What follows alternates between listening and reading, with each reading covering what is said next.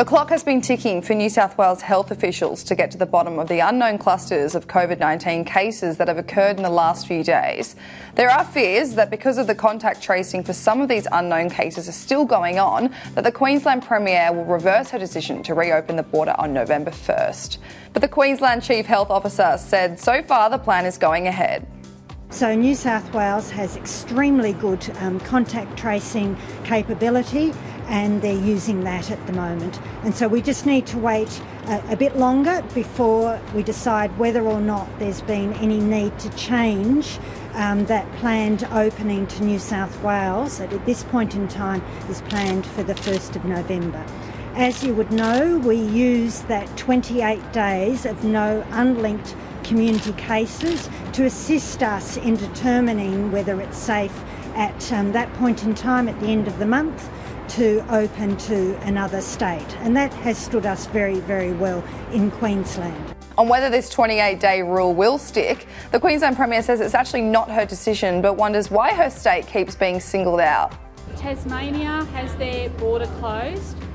Western Australia has their border closed. I mean, it seems to be that we keep getting singled out here, and most of the country has it closed off to Victoria. Well, Dr. Young says that she looks at a whole range of measures, but the criteria that was agreed on by AHPPC.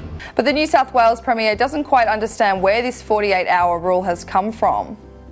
I still don't know where they got that 48-hour time limit from, because as we've seen during the pandemic, sometimes it takes health just a few hours to identify a known link or a known source, and sometimes it takes up to days and sometimes weeks. I still don't know where the Queensland government got that 48-hour deadline from.